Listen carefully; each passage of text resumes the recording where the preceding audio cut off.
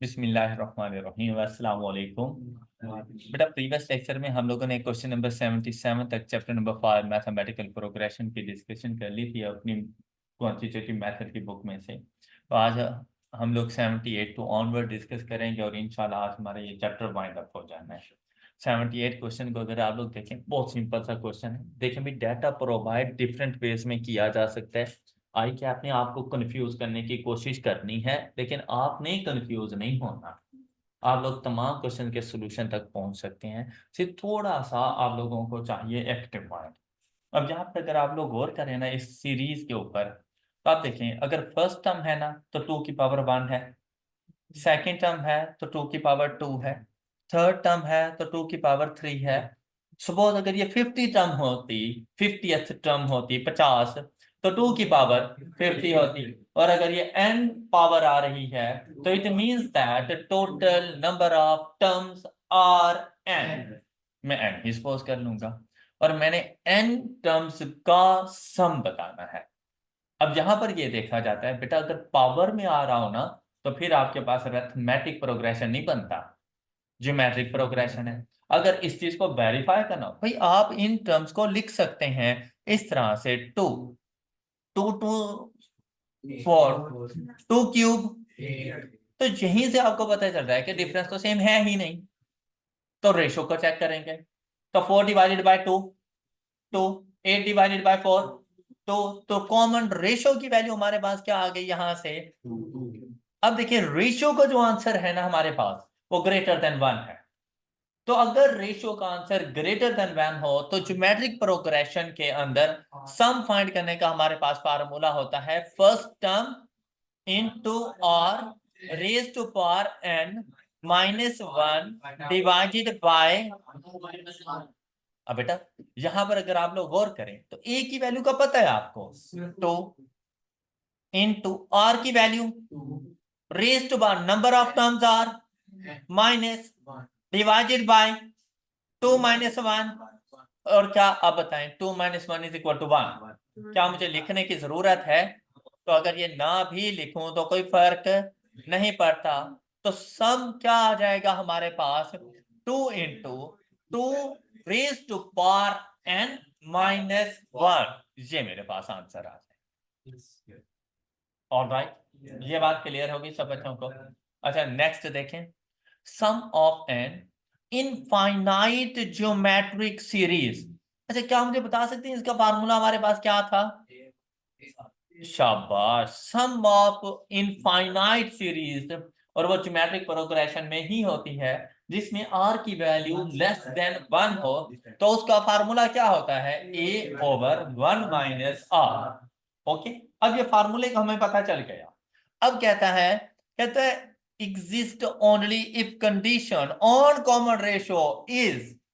तो हम लोगों ने क्या पढ़ा था कि infinite series in geometric progression किस टाइम पर हम उसका सम फाइंड कर सकते हैं, जब r की वैल्यू लेस देन 1 हो। तो यहां पे देखें, वो कहता है कि r की जो वैल्यू है ना वो -1 और -1 से ग्रेटर और 1 से कम। ये बात सही है उसकी। मतलब कि आपको r की वैल्यू 0 पॉइंट समथिंग में चाहिए। आपको r की वैल्यू 0 पॉइंट समथिंग में चाहिए। अब ये अगर -1 से लेस हो जाती है ना तो ये हो जाएगी -1 point something, -2 point something, -3 point something. तो भी इनफाइनाइट सीरीज नहीं फाइंड हो सकती। मतलब कॉमन रेशो के साथ 0 पॉइंट आगे चाहे कुछ भी हो, चाहे वो पॉजिटिव हो चाहे वो नेगेटिव हो, लेकिन डेसिमल से पहले कोई कांस्टेंट ना हो, 0 यूज हो रहा हो, तो हमारे पास ये इसकी रेशो बिल्कुल ओके है। ये बात क्लियर हो गई। और यहां पर देखें बेटा, ये तो उसने बता दिया r लेस देन -1। क्या मतलब होता है r लेस देन -1? मतलब -2 -3 -4। ओके, और r ग्रेटर देन 1, ये कंडीशन नहीं हो सकती। यहां पर देखिए क्या कह रहे हैं कि -1, अच्छा 1 नहीं हो सकती। कॉमन रेशो आप लोगों ने पहले ही पढ़ा था, ज्योमेट्रिक प्रोग्रेशन में 1 कॉमन रेशो नहीं आ सकती। जब उसने कहा ना इक्वल टू 1, तो मतलब 1 तो हो ही नहीं सकती। ये बात हम लोगों ने इसलिए गलत कर दी। यहां पर भी देखो तो इक्वलिटी का साइन आ गया। ये बात हमने इसलिए गलत कर दी। यहां पर देखो आर की वैल्यू ग्रेटर देन 1 हो रही है, ये इसलिए गलत हो गया। तो आंसर 8 बिल्कुल ठीक है हमारा। क्लियर है ये बात? Next, sum of series. अब देखिए ये नहीं बताया कि कितनी टर्म्स का सम, तो इनफाइनाइट, इन्फिनिटी। उसके लिए देखिए first term 1 divided by 1 minus, अब आर की वैल्यू, अगर मैं 1/3 को 1 के साथ डिवाइड करूं तो आंसर, और आपका क्वेश्चन सॉल्व हो गया। अब सिर्फ ये फार्मूले में आपने इसको पुट किया तो ये देखें, यहां पर पहली फ्रैक्शन लगाएं 1 डिवाइडेड बाय 1 माइनस, अब फिर फ्रैक्शन 1/3/2, ये आपके पास सम आ गया। कहा क्या? मुझे समझ नहीं आ रही क्या पूछ रहे हो। 1/3 कैसे आया है? इसको इसके साथ डिवाइड कर दिया, तो 1 के साथ किसी भी कांस्टेंट नंबर को डिवाइड करेंगे तो सेम 1 उस कांस्टेंट नंबर ही हमारे पास आता है। Okay, next, the sum of the series. अब बिल्कुल ऊपर वाले क्वेश्चन की तरह ही है, लेकिन सिर्फ ये आंसर क्या आ जाएगा, 1/1 माइनस 1/2। तो आपके पास आंसर क्या आ जाना है, एग्जैक्ट 2। ये आपके पास आंसर आ जाएगा, कैलकुलेटर से पूछ लीजिएगा। ये देखें, अब यहां पर सिर्फ आ जाएगा 2 इज इक्वल टू 2। नेक्स्ट, ये बहुत अच्छा क्वेश्चन है 82, ये जरा अच्छे तरीके से समझिएगा, और इस जैसा क्वेश्चन आपसे पूछा जा सकता है। ये बहुत इंपॉर्टेंट क्वेश्चन है। कहते हैं after striking the floor the rubber ball rebounded 4/5 of the height from which it has fallen। अब अगर आप लोग यहां पर देखें ना, और मेरे पास ये डस्टर मौजूद है, और अगर मैं इसको यहां से ड्रॉप करूं तो इसने रीबाउंस नहीं किया, सिंपल ड्रॉप हो गया और 0 डिस्टेंस पे।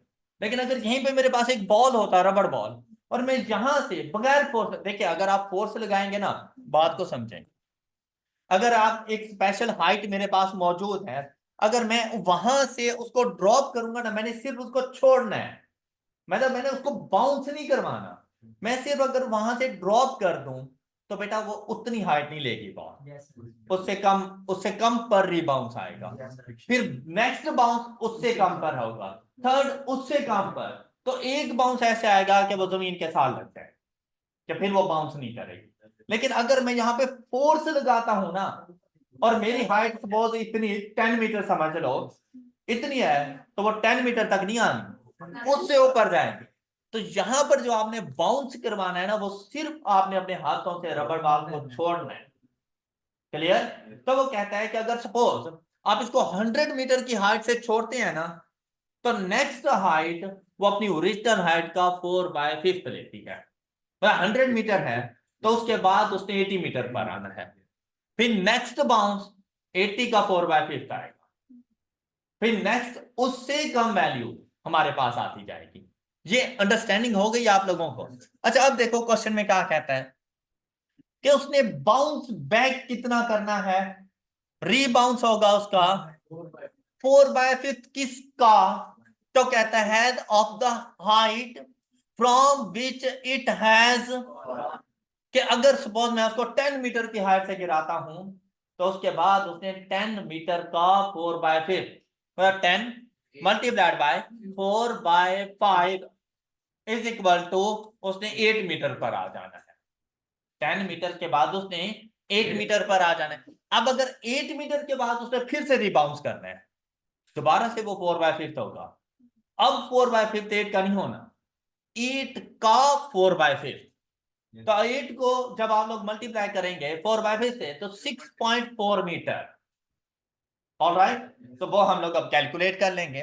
फिर क्या कहता है, फाइंड द टोटल डिस्टेंस। मैं आपसे ये नहीं पूछ रहा कि मैंने बाउंस कहां से किया, कहता है कि आप टोटल डिस्टेंस बताओ कि उस बॉल ने कितना डिस्टेंस कवर किया that it travels before coming to rest if it has been gently dropped। मतलब बाय फोर्स नहीं गिराना उसको, मतलब सिर्फ आपने उसको ड्रॉप कर देना है। और फिर from a height of 120 metre. Alright, question की समझ आ गई है? अच्छा, अब अगर आप लोग यहां से गौर करें तो आपके पास पहली वैल्यू क्या आएगी? 120। अच्छा, 120 मीटर से आपने उसको ड्रॉप किया, अब उसने जो हाइट लेनी है ना वो 4/5 की लेनी है। तो आपके पास जो नेक्स्ट हाइट आ जानी है, ये देखिए आपने इस तरह से इसको कैलकुलेट करना है। 120 मल्टीप्लाइड बाय 4/5, सिंपल सा था। तो नेक्स्ट उसने 96 मीटर तक आना है, और 96 मीटर से वापसी चली जाएगी बॉल, और फिर जमीन को लगने के बाद उसने दोबारा से 4/5। तो अब जो आपने 4/5 लेना है वो 96 का लेना है। तो नेक्स्ट हाइट कितनी आ जाएगी? 76.8। अच्छा, इससे आगे की वैसे मुझे जरूरत नहीं है, लेकिन अगर नेक्स्ट मैंने फाइंड करनी हो तो बस ये देखो, अंश मल्टीप्लाइड बाय 4/5, नेक्स्ट हाइट होगी 61.44, नेक्स्ट हाइट होगी 49.152, नेक्स्ट हाइट होगी 39.3216। ओके, इनकी हमें जरूरत नहीं है। अच्छा, उसने ये कहा है कि टोटल डिस्टेंस कितना कवर होगा जब वो जमीन को लग जाएगी, मैंने नहीं बताया क्या उसने जमीन को टच कितनी मरतबा करना है। तो यहां पर यह भी हो सकता है कि भाई total distance cover when ball is touching the ground by 5th time, by 6th time, by 7th time, ये भी कह सकता था कि जब 7वीं बार जमीन को टच करे बॉल तब जाकर उसका टोटल डिस्टेंस बताएं कितना है। यहां पर उसने एन की वैल्यू नहीं बताई, इनफाइनाइट सीरीज है। और यहां पर अगर आप लोग गौर करें तो मेरे पास देखें क्या इक्वल डिस्टेंस है, तो अरिथमेटिक प्रोग्रेशन नहीं है। अब यहां पे देखें 96 divided by is equal to, तो बेटा ये वही वैल्यू और की आ जाती है जिसके साथ आप मल्टीप्लाई कर रहे थे। आप हर कांस्टेंट नंबर को 4/5 से नहीं मल्टीप्लाई कर रहे थे, तो बेटा आपके पास आर की वैल्यू यही है। और ये आर की वैल्यू देखें 4/5 means that r is equal to which is less than 1। Infinite series का सम फाइंड हो सकता है ना ऐसा? तो अप्लाई करो ना इनफाइनाइट सीरीज। लेकिन अब अगर आप लोग इसको करते हो कुछ इस तरह से कि first term divided by 1 minus 0.8 is equal to, आपका आंसर गलत हो जाएगा। 600 तो है ही नहीं। अच्छा, अब इसकी लॉजिक सुनो कि ऐसा क्यों हुआ है। मेरी मेरी बात सुनिएगा, ये जरा डायग्राम को देखें भाई। ये है, ये समझ लें जैसे ये ग्राउंड है, ये है 120 की हाइट। मैंने ना इस 120 की हाइट से बॉल को ड्रॉप किया तो वो जमीन को आके टच होगी। एम आई राइट? फिर यहां से वो 96 के लिए ऊपर की तरफ जाएगी 96 मीटर तक, और फिर उसने वापसी आना है। ऑलराइट, फिर जमीन को टच करेगी, फिर जमीन को टच करने के बाद फिर दोबारा से वो जाएगी 76.8 तक, फिर उसने वापसी आना है, और इसी तरह से इसका यह सिलसिला चलता रहेगा और जमीन को टच कर जाएंगे। ये बात क्लियर हुई है? अगर आप लोग देखें तो यार ये 120 तो सिंगल अमाउंट है, लेकिन बेटा 96 सिंगल नहीं है। 96 तक हाइट है, लेकिन डिस्टेंस 96 मीटर ऊपर जाने का डिस्टेंस और 96 मीटर नीचे आने का डिस्टेंस भी तो है। तो आप लोग ऐसा सिंगल नहीं इसको काउंट कर रहे थे। इसी तरह से जो 76.8 है बेटा वो ऊपर जाने के लिए भी है और नीचे आने के लिए भी है, तो ये इसकी डबल काउंटिंग होनी चाहिए। लेकिन 120 की डबल काउंटिंग ना कर लेना। क्यों? क्योंकि मैंने जमीन से उसको ऊपर नहीं फेंका था 120 तक, मैंने ऊपर से उसको नीचे फेंका था, वो सिंगल टाइम काउंट होगा। ऑलराइट, अगर मैंने उसको देखें बॉल मेरे हाथ में होती और मेरा हाथ जमीन को टच कर रहा होता और वहीं से मैं उसको ऊपर फेंकता और 120 तक जाती, तो मैं 600 को मल्टीप्लाइड बाय 2 कर देता, 1200 आंसर आ जाता। लेकिन अभी 1200 नहीं आएगा। ये बात समझ आ गई सब बच्चों को? अच्छा, अब इस आंसर को हम लोगों ने कैसे फाइंड करना है? भाई आपने जो अपनी प्रोग्रेशन बनानी है ना, वो यहां से स्टार्ट करनी है। 120 को अलग कर लो, इसमें से फर्स्ट टर्म को अलग कर लो, और अपनी फर्स्ट टर्म आपने कंसीडर करनी है अंदर वाली टर्म्स में से। लेकिन अब 96 नहीं कंसीडर करनी, 96 का ट्वाइस, क्योंकि टोटल डिस्टेंस देखना है ना आपने। 96 का ट्वाइस 192। नेक्स्ट, अब 76.8 का ट्वाइस क्या, 153 पॉइंट, और इसी तरह आगे चलता जाएगा। ये बात क्लियर होगी सब बच्चों को? अच्छा आप देखो, यहां पर भी अगर आप लोग काउंट करो ना कि 153.6 डिवाइडेड बाय 192, आपकी आर की वैल्यू में कोई फर्क नहीं पड़ेगा, वो 0.8 ही है। Okay okay.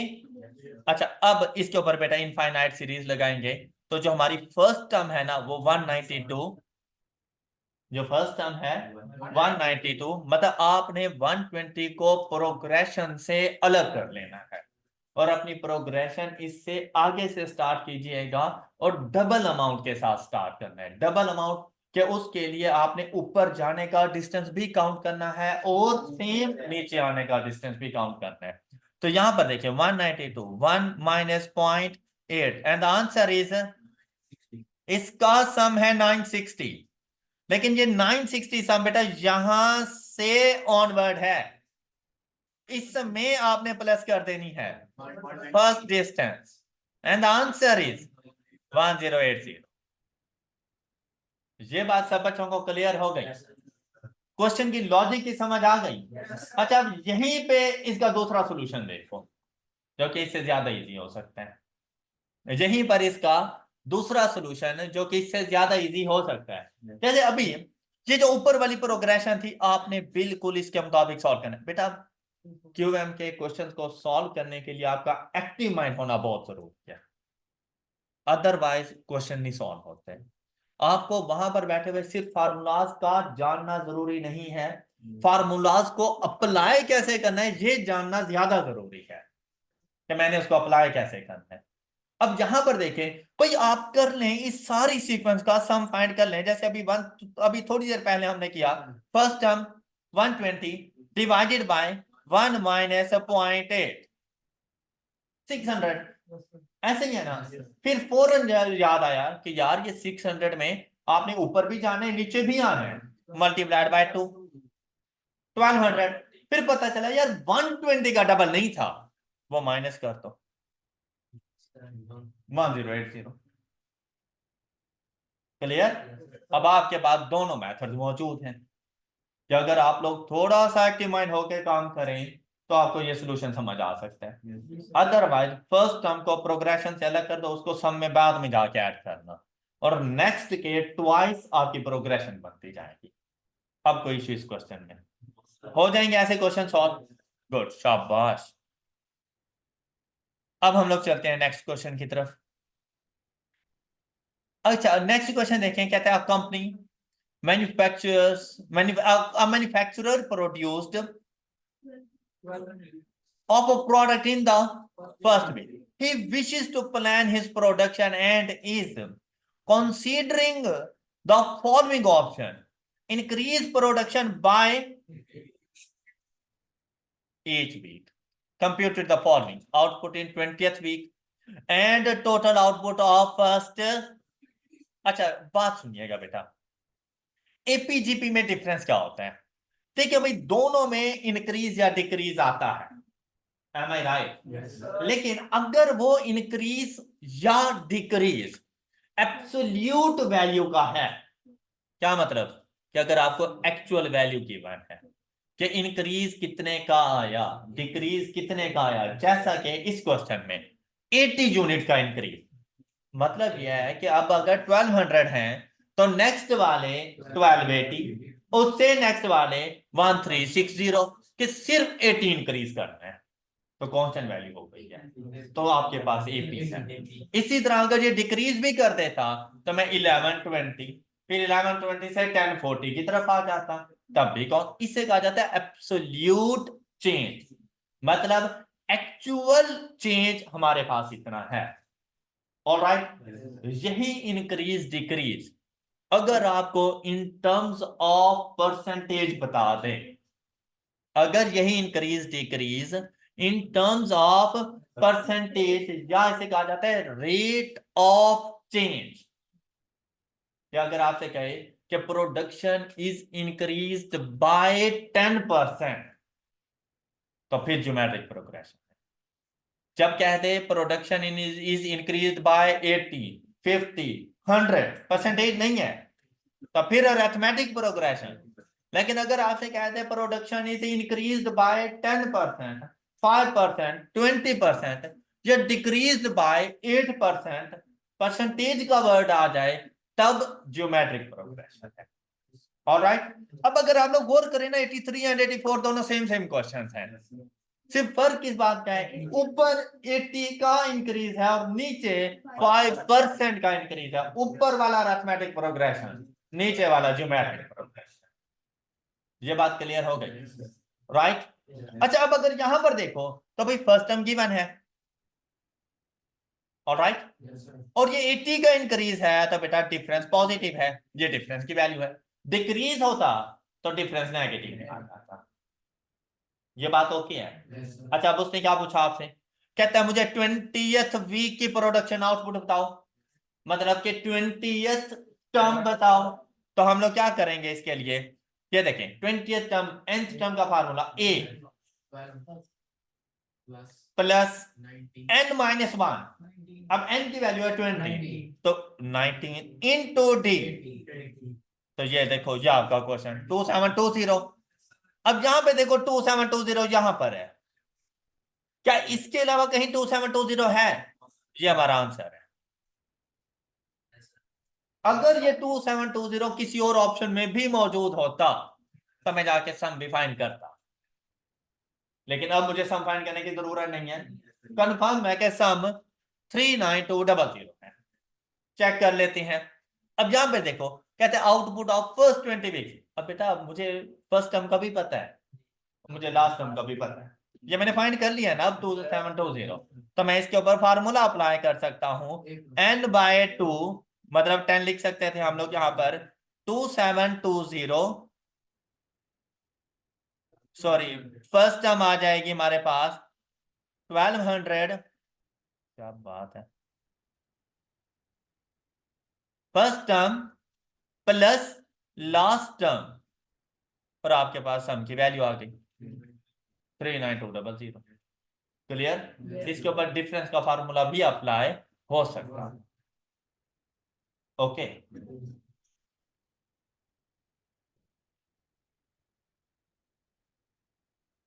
अच्छा अब नेक्स्ट क्वेश्चन आपके लिए बड़ा सिंपल सा क्वेश्चन है। A manufacturer produces 1200 units of a product in first week. He wishes to plan his production and is considering the following option: increase production by, अब जैसे ही change percentage में मिला फौरन माइंड में आ जाए ज्योमेट्रिक प्रोग्रेशन। ऑलराइट, अच्छा अब देखिए भाई, ये फर्स्ट टर्म है 1200, मैंने उसे बतानी है 20th टर्म, तो बेटा पहले तो मेरे पास आर की वैल्यू होनी चाहिए। अब आर की वैल्यू कैसे आएगी मेरे पास, देखिए भाई फर्स्ट टर्म मेरे पास 1200 है, नेक्स्ट टर्म क्या आएगी, देखिए 5%। अगर मैं 1200 का कैलकुलेट करूं, 1200 multiplied by 5% is equal to 60, तो 60 से तो इंक्रीज लेकर आना है।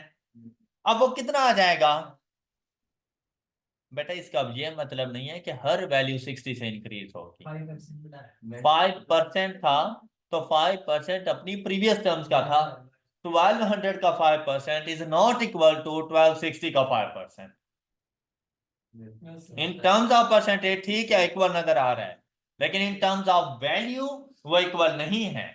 1200 का 5% 60 आया है, लेकिन जब आप लोग जाएंगे 1260 के 5% के ऊपर तो वो 63 है। अब नेक्स्ट टर्म ने 63 से इंक्रीज होना है, तो अगली टर्म 1263 लिख दूंगा। सुभान अल्लाह, 1260 में 63 ऐड करूंगा तो मैं जाके 1323 लिखूंगा, 1263 नहीं लिखूंगा। बात क्लियर हो गई? 1260 में 63 जाकर ऐड करना है। समझ आ गई? गुड। अच्छा, इसी तरह से ये सीक्वेंस चलता जाएगा। अब यहां से आप आर की वैल्यू फाइंड कर सकते हैं। कैसे? ये देखें, 1260 divided by 1200 is equal to, ये आर की वैल्यू है। इसी तरह 1323 डिवाइडेड बाय 1260 करें तब भी 1.05। ये बात क्लियर? अच्छा, अब मेरी बात गौर से सुनिएगा। ये तो आर की वैल्यू फाइंड कर लेना आपने टर्म्स को डिवाइड करके, आपको जरूरत नहीं थी कि आप लोग टर्म्स को डिवाइड करते। जब भी बात आती है ना परसेंटेजेस की, तो परसेंटेजेस में आपने जो स्टैंडर्ड लेना है 100 को लेना है। अब इस 100 के ऊपर चेंज अप्लाई कर देना है, चाहे वो इंक्रीज हो चाहे वो डिक्रीज हो। अगर आपसे कह रहे हैं ना कि 5% इंक्रीज, तो बेटा 100 का 5% 5 होता है।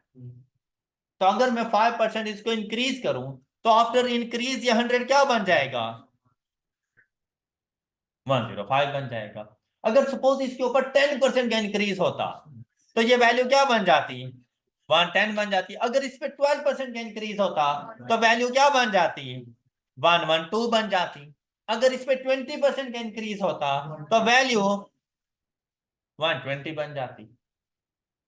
यहां तक किसी को कोई इशू है? जितना इंक्रीज हो 100 में वो वैल्यू ऐड कर देना। अब 8% का इंक्रीज है, 108 हो जाएगा। 100 में वो परसेंटेज ऐड कर देना, हो जाएगी इतनी।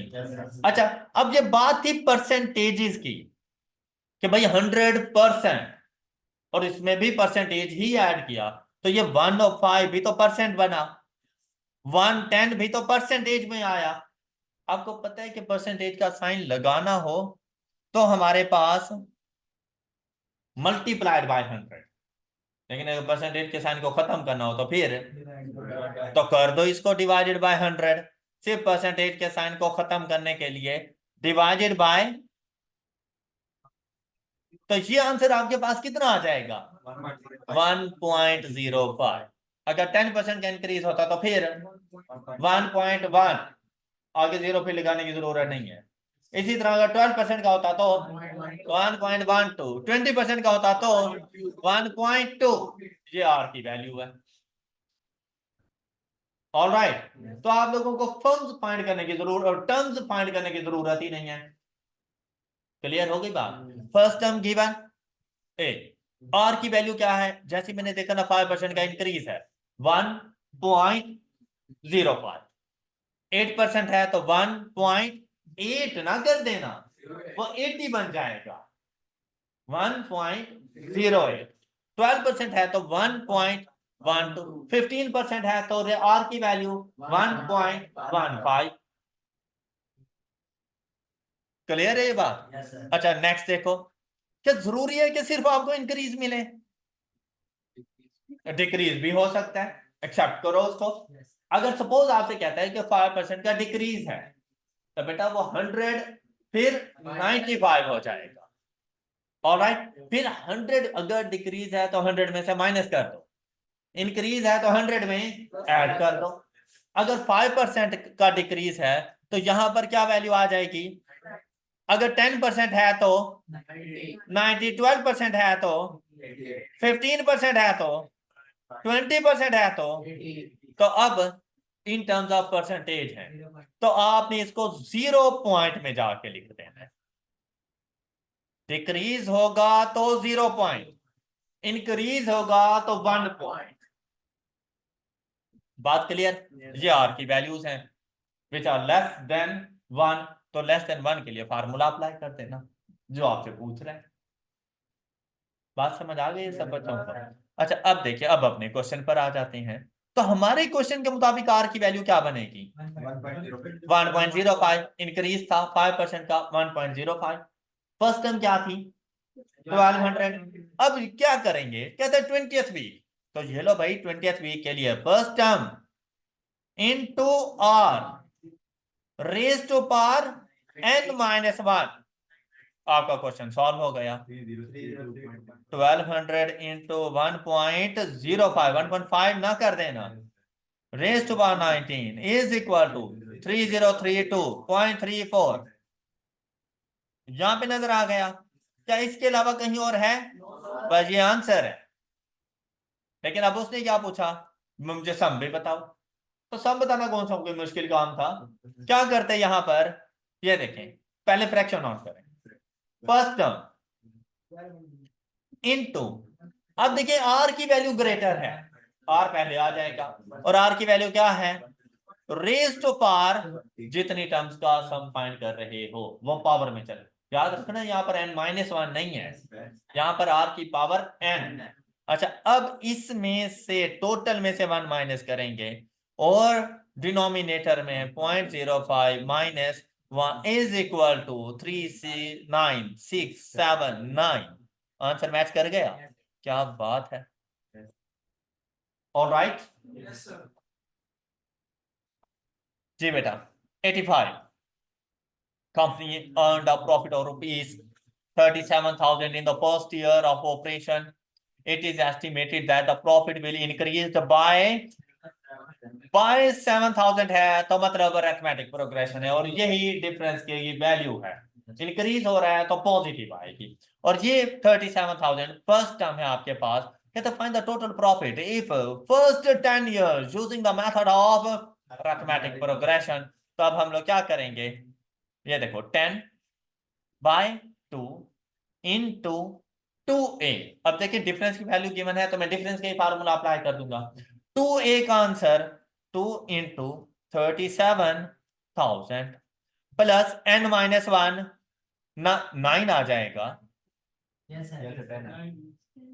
9 इंटू d की value 7,000 is equal to 685,000। Question solve, कोई मसला? गुड, शाबाश। 86, 86 क्या सब बच्चों ने किया हुआ था? समझ आ गई थी? गुड। अब यहां पे देखो क्या कहते हैं, कहते हैं Basheer has chosen to receive a pocket money of rupees 1200 per week. He was also offered an alternative. देखिए एक चीज उसके पास थी कि भाई तुम हमारे पास वीकली 1200 रुपीज पॉकेट मनी ले जा, लेकिन उसके साथ एक और उसको ऑप्शन दे दी गई कि यार एक ऑप्शन तो ये था कि तुम वीकली बेसिस पे हमसे 1200 दे दो, दूसरा ऑप्शन उसके पास ऑल्टरनेटिव है, वो क्या है कि तुम इस तरह से करो विच हैव बीन रिसीव्ड, कि फर्स्ट डे में 1 रुपया लो हमसे, सेकंड डे में 3 रुपीज लो, थर्ड डे में 9 रुपीज लो। तो बताओ has he taken a voice decision क्या on the third day and so on. अब हमने उसे बताना है has chosen to receive a pocket money, he was also offered an alternative by which he would have received this। अच्छा, हम लोगों ने ना इन दोनों में से बताना है कि दोनों में से बेस्ट ऑप्शन कौन सा है। अब हमें ये नहीं बताया गया कि उसने कौन सा has chosen to receive pocket money 12, he was, हाँ जी ठीक है। अब हमने बताना है कि इसमें से बेस्ट कौन सा है। अगर आपको पॉकेट मनी मिल रही है तो कौन से वाली चूज करोगे, कम वाली ज्यादा वाली? तो क्या, तो जरा चेक कर लो। एक तो है 1200 रुपए, दूसरा आपको कहा गया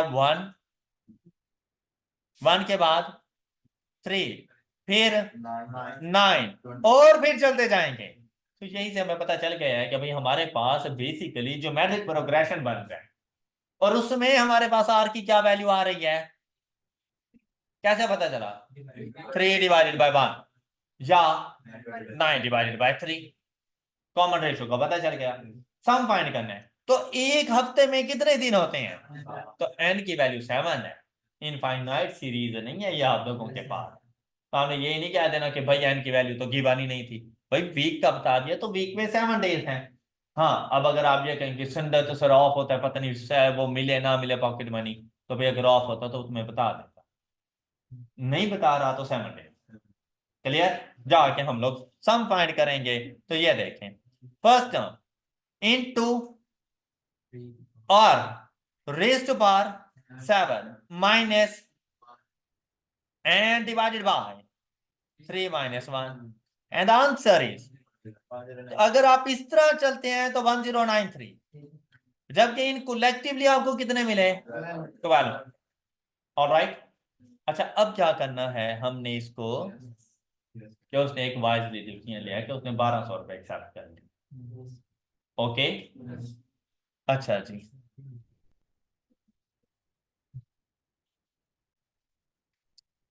a shopkeeper sold goods worth rupees during 2008। If अब देखिए 2008 में 3 मिलियन फर्स्ट टर्म शामिल हो गई है। ऑलराइट, फिर क्या कहता है, if he able to increase his sales by determine the year in which he would achieve annual sales of rupees, he would achieve annual sales of rupees 25 million। बेटा 25 million सम नहीं है, ये लास्ट टर्म है।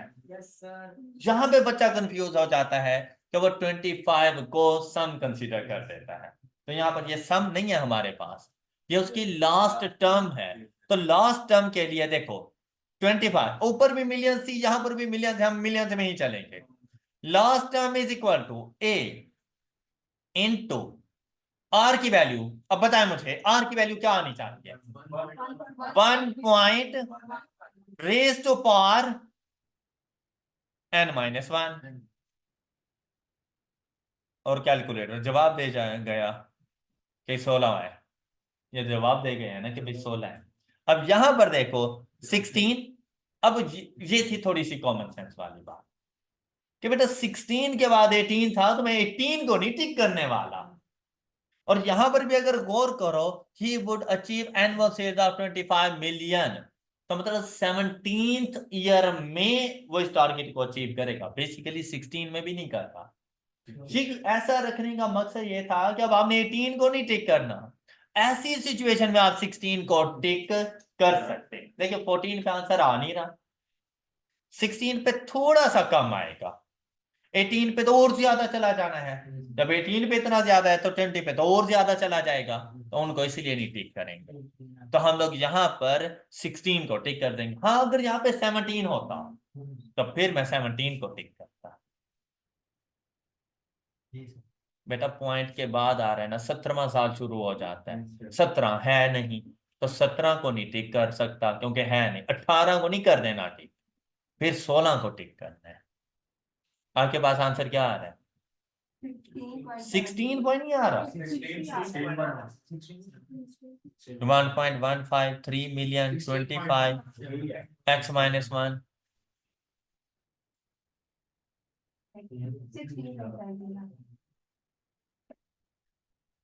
Next देखें, a gardener has been given the task of digging an area of, अब total जो उसके पास area है ना वो 800 स्क्वायर मीटर, सम बता दिया है कि जितने एरिया पर काम करना है ना वो 800 स्क्वायर मीटर है। फिर क्या कहता है, it is expected that he will dig 10 square metre on the first day and on each successive day he will dig 1.2 times.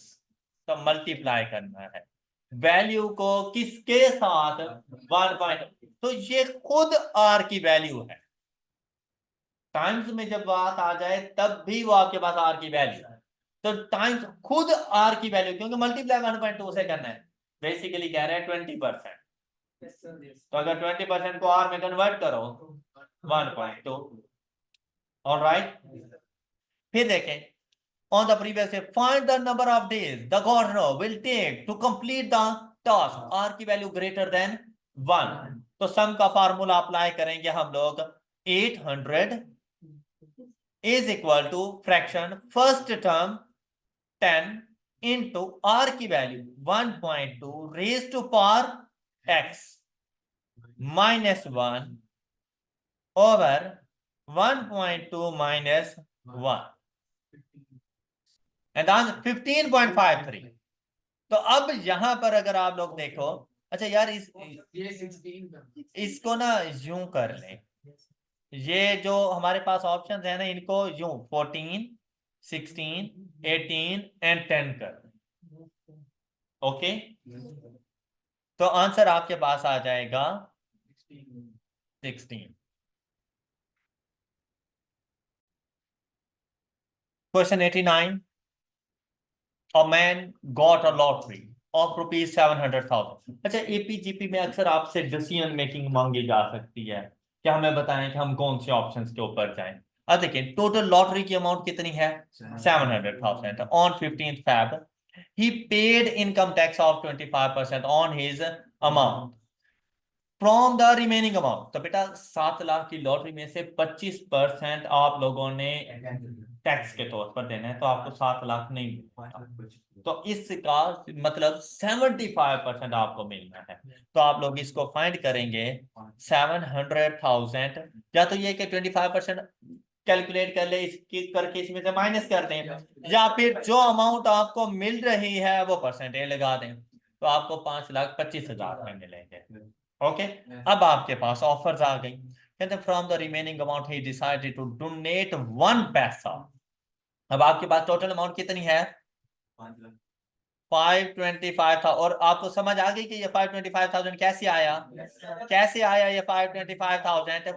जो लॉटरी की अमाउंट है उसमें से टैक्स डिडक्ट कर लिया, तो जो रिमेनिंग अमाउंट है वो 75% है, तो हमारे पास ये अमाउंट है। अब ये अमाउंट हम लोगों ने डोनेट करनी है, और किस तरह डोनेट करनी है, कहते हैं 1 पैसा on the first day, second पैसा सेकंड डे, 4 पैसा third day, and so on. अब लोग कहेंगे बातें बनाने वाले हजारों बातें बना देते हैं, क्योंकि देखो जी 5.25 लाख रुपए मिले और डोनेशन क्या कर रहा है, 1 पैसा 2 पैसे 4 पैसे, ऐसे ही है ना। लेकिन इनको खत्म होता हुआ देखो। अब नेक्स्ट देखो क्या कहते हैं, and so on commencing from March 1st till the end of March। मतलब अब टोटल 31 दिन बनते हैं, मार्च में 31 डेज होते हैं। फिर कहते determine whether the amount of money available with him is enough to pay these donations। अब हमने बताना है कि 5.25 लाख रुपए क्या उसके लिए काफी है मार्च में डोनेशन देने के लिए। तो ये देखो हम इसको कैसे कैलकुलेट करेंगे, आपको पता है कि ज्योमेट्रिक प्रोग्रेशन बन रहा है, मल्टीप्लाइड बाय 2, आर की वैल्यू 2 आ रही है हमारे पास, first term 1 into 2 raise to power 31 minus 1 divided by 2 minus 1 is equal to इतनी अमाउंट मुझे चाहिए जी। लेकिन ये पैसे यार डिवाइडेड बाय 100 ये लो, रुपीज कर लो। तो अब भी देखो मुझे इतनी अमाउंट चाहिए थी, अगर मैं इस तरह से खैरात करूं सिर्फ 1 महीने के अंदर, सिर्फ 1 महीने के अंदर। और स्टार्ट में देखो यार, ये देखो पैसों में खैरात देते हैं। ओके, और अगर आपसे पूछे कि भाई ये अमाउंट कितने दिन के लिए काफी होगी, तो भाई इसके ऊपर सम का फार्मूला 525,000 इज इक्वल टू, अब आगे सम का formula first term into 2 raise to power x minus 1 divided by 2 minus 1। तो देखो ये कितने दिन के लिए काफी होती, बता देना।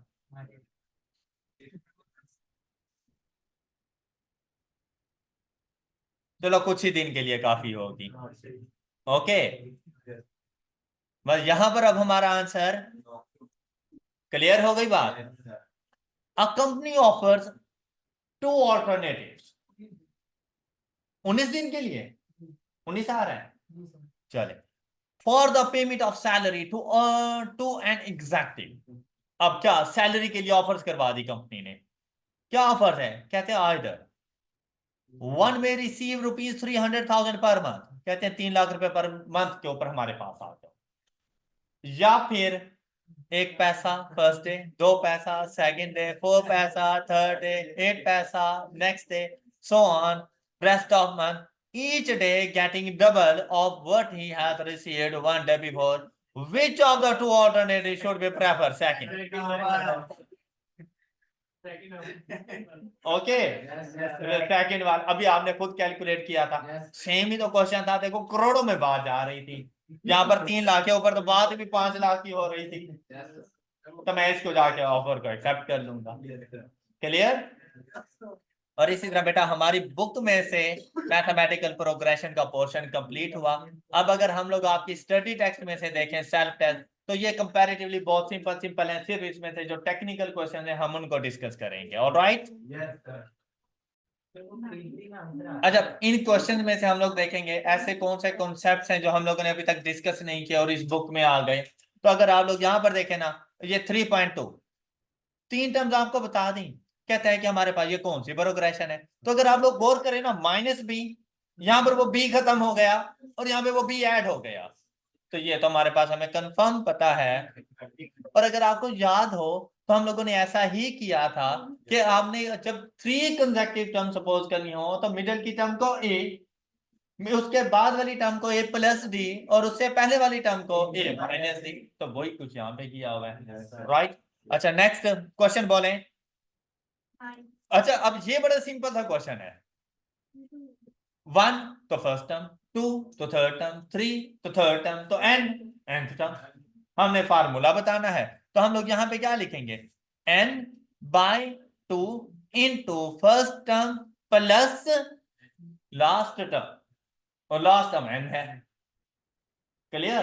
तो यहां पर आपको n-1 इंटू डी 1 करने की जरूरत नहीं थी, n ही आपकी नंबर ऑफ टर्म्स है और n ही आपकी लास्ट टर्म है, और आपका क्वेश्चन सॉल्व हो गया। अब इसको हम लोग n into n+1 divided by, अब 1 + n करूं या n+1 करूं कोई फर्क नहीं पड़ता। क्लियर? अच्छा नेक्स्ट बताएं जी, 9। वाह क्या क्वेश्चन है, ओए जिंदाबाद। अब यहां पे देखो, अब यहां पे देखो, x² x 1, अब अगली टर्म, तो यहां पर अगर आप लोग गौर करें ना, तो 1/x से मल्टीप्लाई कर, 1/x, ये देखो कॉमन रेशो है 1/x, या अगर मैं यहाँ पे x डिवाइडेड बाय x² कर दूं तब भी तो 1/x। तब अगर ये वाली टर्म 1 है तो अगली टर्म मेरे पास क्या आ जाएगी, 1/x, उससे अगली टर्म 1/x2, उससे अगली टर्म। ऑलराइट, अच्छा मेरी बात सुनिएगा, ये फर्स्ट टर्म, ये सेकंड टर्म, थर्ड टर्म, ये fourth term, fifth term, sixth term, और इसी तरह पावर इंक्रीज होती जाएगी। राइट, अच्छा अगर सिक्स्थ टर्म है ना तो पावर है 3, फिफ्थ टर्म है तो पावर है 2, फोर्थ टर्म है तो पावर है 1। इसका मतलब यह है कि जो मर्जी टर्म है ना उससे 3 पावर कम रखनी है। ऐसे ही है ना, लॉजिक जरा चेक करो। तो बेटा अगर 31 टर्म्स हैं तो पावर क्या आ जाएगी, 1/x⁻²⁰।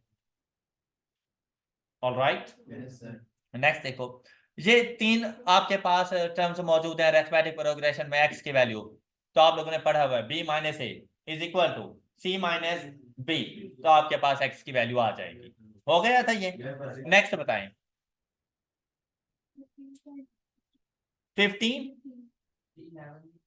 11 भी कर लेते हैं। सुभान अल्लाह, क्या क्वेश्चन है।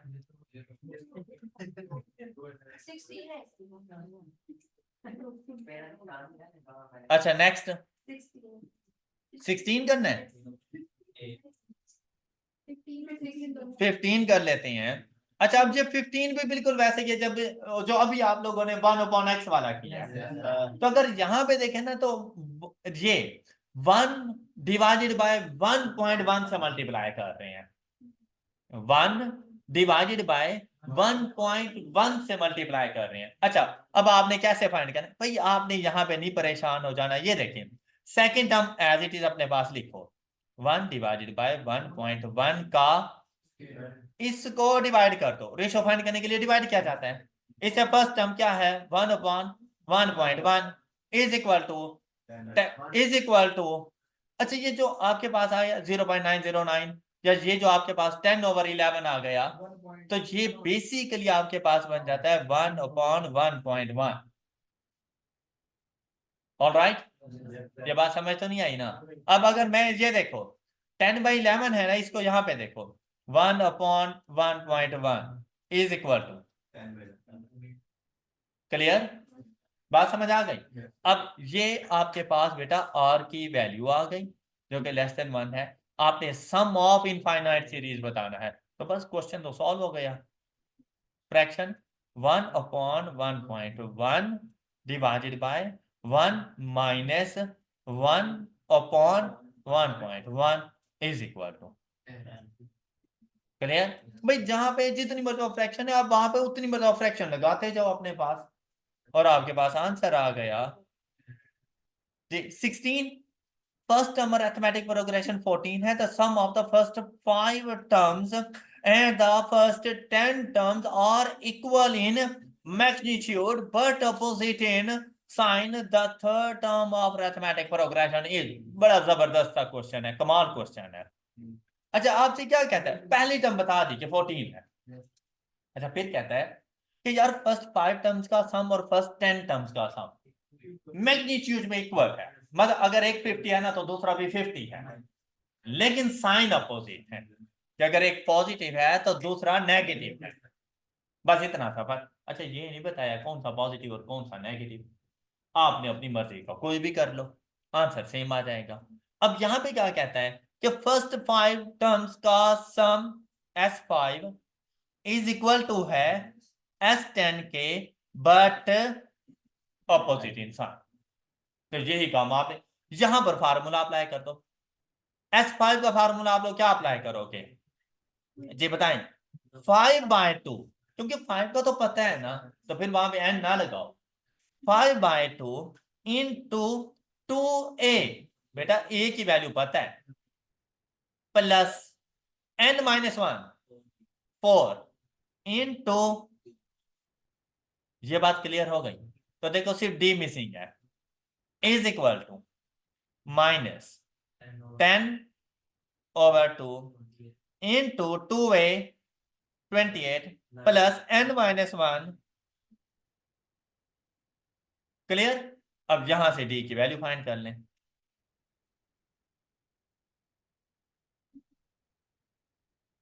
5/2 into 28 plus 4x is equal to -10/2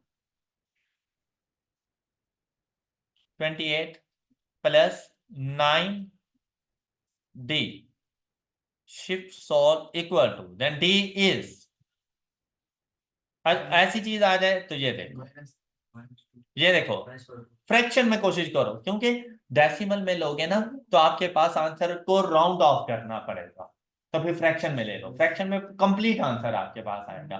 तो d की वैल्यू क्या आ रही है -42/11। क्या आपको ये बात समझ आ गई है? अच्छा उसने आपसे थर्ड टर्म मांगी है, तो थर्ड टर्म का फार्मूला क्या बनेगा हमारे पास, a प्लस सेकेंड 2 इंटू -42/11 70/11 6.36। अच्छा ये देखो अब मेरे पास आंसर क्या आ गया 70/11। अब यहां से आप लोगों ने चेक कर लेना है कि मेरे पास 70/11 कैसे आएगा। 11 इंटू 6 66 प्लस 4 70/11, ये इसके इक्वल है। डी फाइंड, तो उसके बाद तो थर्ड टर्म ही फाइंड करनी थी, a प्लस 2d। नहीं नहीं नहीं, अच्छा अब समझ आ गई? अच्छा नेक्स्ट क्वेश्चन बोलें जल्दी। बाकी वैसे सारे क्वेश्चन इजी ही थे। हम मतलब ये ऐसे क्वेश्चन है जो बेटा हम लोगों ने अपनी बुक में से सॉल्व कर लिए हैं, और ये अब सारे क्वेश्चन आप लोगों के सॉल्व हो सकते हैं। अच्छा इसमें ना 19 बड़ा इंपॉर्टेंट क्वेश्चन है।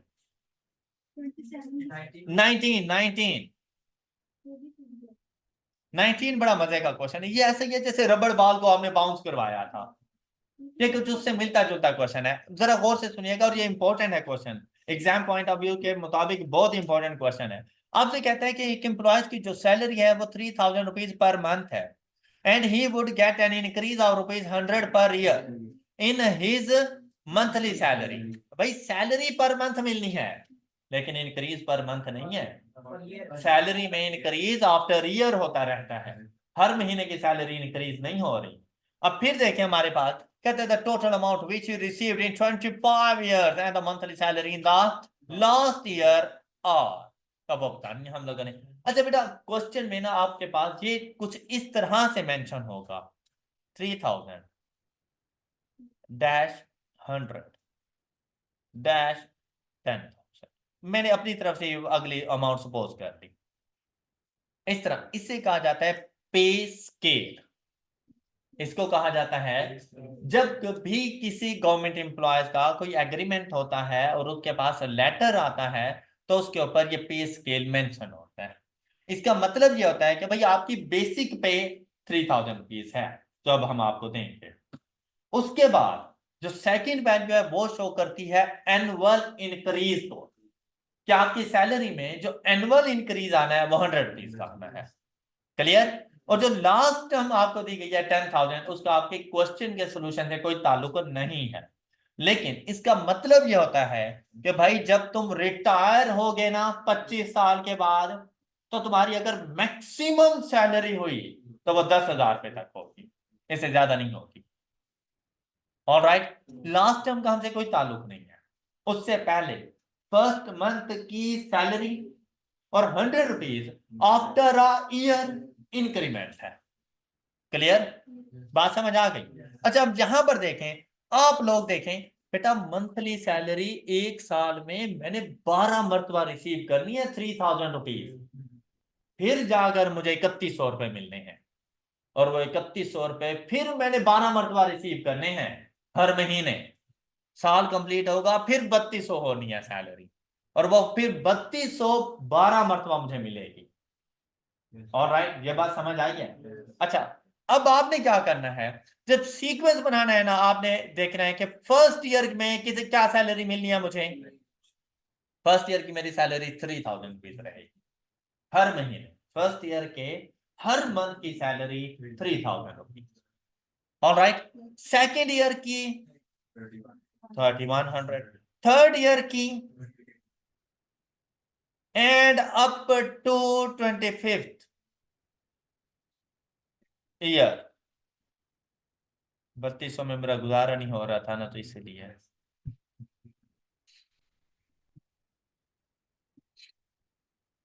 ओके अच्छा अब देखें आपके पास टर्म बन गई। उसने ये पूछा है कि यार 25 साल में तुम्हें क्या सैलरी मिल रही होगी। nth टर्म हो गई, जाके कैलकुलेट कर लेंगे। ये देखें first term 3000 into first term plus n-1 24 into D 5400 rupees आपको मिल रहे होंगे लास्ट टर्म के तौर पर। 54 ये गलत हो जाएगा, ये गलत हो जाएगा तो ए और डी में से चेक करना पड़ेगा। अब देखनी है टोटल सैलरी, तो टोटल सैलरी जाकर हर साल के फर्स्ट फर्स्ट मंथ की सैलरी को ऐड कर दो। हर साल के फर्स्ट फर्स्ट मंथ की सैलरी को ऐड कर, तो आपने सीक्वेंस बिल्कुल यही रखना है। सिर्फ क्या एन की वैल्यू आपके पास क्या है, divided by two into first term 3000 plus, अब ऐसे लास्ट टाइम हम लोग फाइंड कर चुके हैं 5400, तो 5400 अदरवाइज प्लस n-1 मतलब 24 इंटू 100, तब भी आपके पास सेम आंसर ही आ जाता। And answer is 105,000। तो आप लोग कितनी अमाउंट रिसीव करोगे 105,000। लेकिन जब 105,000 हर साल के पहले पहले महीने की सैलरी को ऐड किया है, जबकि हर साल की सैलरी कितनी मरतबा रिसीव कर रहे हो तो मल्टीप्लाइड बाय 12, तो आपके पास आंसर आ जाएगा 1,260,000। मतलब अगर आप लोग इस सीक्वेंस के मुताबिक सैलरी रिसीव करते रहे और अपनी सारी सैलरी सेविंग अकाउंट में डालते जाओ तो 25 साल के बाद आपके अकाउंट के अंदर 12,60,000 रुपए 300 मार्क्स सैलरी मिलेगी। अगर एन को हम 300 को कर लें फिर कैंसिल जी 300। हाँ हाँ 12 12 5 60 ऐसा ही। लेकिन आपने ऐसा नहीं करना, आपने ऐसा नहीं करना। एन को नंबर ऑफ ईयर्स कंसीडर करना है, एंड रिजल्ट को मल्टीप्लाइड बाय 12 करते हैं।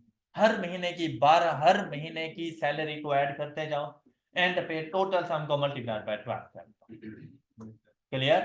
ये बात सब बच्चों को समझ आ गई? अच्छा, ये कोई ट्विस्ट नहीं था, मतलब मजा नहीं आया यार क्वेश्चन सॉल्व करने का। मजा पता है कब आता है कि जब आपसे वो यहां पर ये कह दे कि भाई 25 ईयर्स एंड 8 मंथ्स की सैलरी बताओ। टोटल ईयर्स ना बताए, ईयर्स के साथ कुछ मंथ्स भी बता। क्वेश्चन समझ आया तुम लोगों को कि 25 ईयर्स एंड 8 मंथ्स की सैलरी बताओ इन टोटल। और फिर ये बेसिकली 26 ईयर चल रहा है तुम्हारा, और आपसे ये भी पूछ सकते हैं कि लास्ट ईयर की सैलरी कितनी होगी, तो लास्ट ईयर 25th ईयर नहीं है, 26th ईयर है आपके पास। ऑलराइट, तो अब आप लोगों ने क्या करना भाई, आपने सबसे पहले इन मंथ्स को करना है इग्नोर,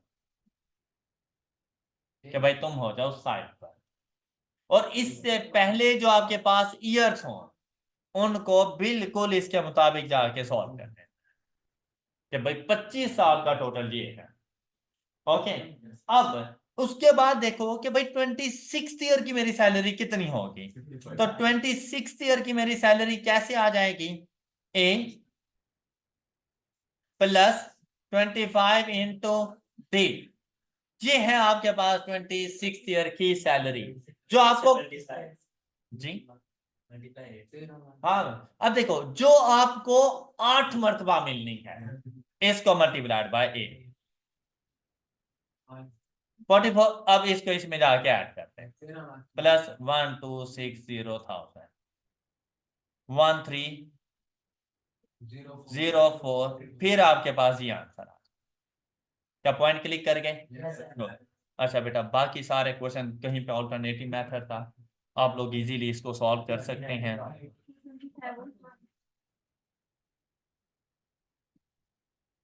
बेटा 27 बिल्कुल ऐसे ही है जैसे एक क्वेश्चन हमने किया था ना जिसमें कह रहा था कि एक्सीडिंग रुपीज दिस, कोई मेरी बुक में एक क्वेश्चन था जिसमें, तो उसके मुताबिक इसको जाके हम लोगों ने सॉल्व कर लेना था, एन की वैल्यू, और यहाँ पर ऑल्टरनेटिव अप्रोच करो। अच्छा ये 32 नहीं है, ये 3 रेज़ टू पावर 2 है।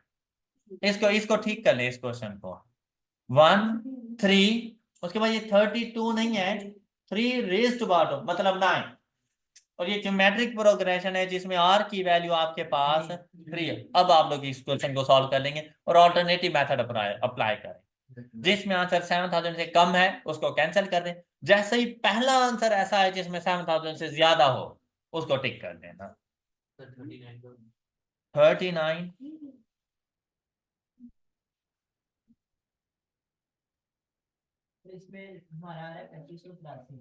क्या, Sami borrowed a loan of rupees 11,000 with the condition that the repayment will be made in 7 annual installments. The first and last installment will be equal to each other, and the first 6 installments will be in arithmetic progression if common difference between first 6 installment is rupees 600. Compute the 5th installment. अब बेटा यहाँ पर जो आपका progression बन रहा है ना वो पहली 6 इंस्टॉलमेंट तक बनता है, 7th इंस्टॉलमेंट में आपका प्रोग्रेशन नहीं है, और टोटल अमाउंट आपके पास कितनी है। अब आप लोगों ने जो सम फाइंड करना है ना वो सम कुछ इस तरह से आ जाएगा, 11,000 इज इक्वल टू, अब मैंने यहाँ पर क्या क्या कहता है, will be made in 6 annual installment, तो आप लोगों सॉरी 7, तो 7 में से लास्ट इंस्टॉलमेंट को हटा दो, बाकी रह गई 6, तो आपने करना है 6/2 इंटू 2a, अब ए मुझे नहीं बताया उसने, प्लस n-1, और n-1 की वैल्यू 5 इंटू डी,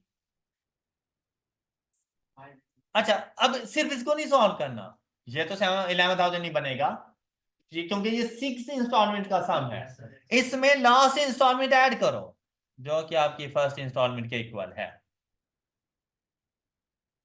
ओके, उसने कहा था ना first and last installment equal हो, तो आपकी फर्स्ट इंस्टॉलमेंट है ए, तो बेटा लास्ट इंस्टॉलमेंट भी ए है, लेकिन वो आपकी प्रोग्रेशन का पार्ट नहीं है। तो आपने 6 इंस्टॉलमेंट यहां पर लेकर आनी है, 7th इंस्टॉलमेंट आपकी यहां पर मौजूद है, दोनों ऐड होकर 11,000 बनाए। अब ये कैलकुलेटर को बताओ, तो आपके पास ए की वैल्यू फर्स्ट और लास्ट इंस्टॉलमेंट की वैल्यू आ जाएगी, और वो आपके पास आ रही है 11,000 is equal to 6/2 into 2x आ जाएगा, प्लस 5 into 500 प्लस x। तो फर्स्ट इंस्टॉलमेंट आपके पास ए की वैल्यू आ गई। उसने आपसे क्या पूछा, कहते फिफ्थ इंस्टॉलमेंट, तो फिफ्थ इंस्टॉलमेंट क्या आ जाएगी, ए प्लस 4 into 2500। सर हमने ना ये ऐड नहीं किया था, हमारा 2583 आ रहा है हमने तो बेटा लास्ट इंस्टॉलमेंट अभी ऐड करनी थी ना, तो देखो जब तक लास्ट इंस्टॉलमेंट ऐड नहीं की 11,000 भी नहीं बनना था, क्योंकि 7 इंस्टॉलमेंट को मिलाकर 11,000 में बनना था, और ना फर्स्ट का पता था ना लास्ट का पता था, तो 11,000 से माइनस भी नहीं कर सकता था। अच्छा जी, बाकी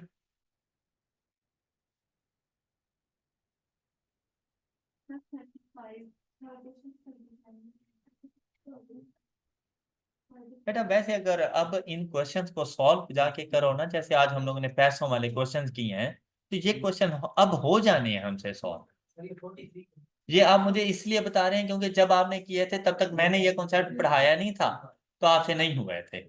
आज जब आप जाके ट्राई करेंगे आपसे ये सारे क्वेश्चन सॉल्व हो जाने हैं, और आप लोगों ने जाके ट्राई करने हैं, ये सारे के सारे सॉल्व हो जाएंगे। अब कोई ऐसा कॉन्सेप्ट नहीं है जो आप लोगों ने ना पढ़ा हुआ हो। तो अब दोबारा से एक मतलब फिर आप देखो, जैसे परसेंटेज की बात आपने इससे पहले नहीं पढ़ी हुई थी कि आर की वैल्यू क्या बनती है, इंक्रीज हो तो क्या रेशो है, डिक्रीज हो तो क्या रेशो है। आज आप पढ़ चुके हो, आज आप डिसीजन मेकिंग भी पढ़ चुके हो कि मैंने यस करना है, नो करना है, कौन से मेथड को जाके अप्लाई करना है।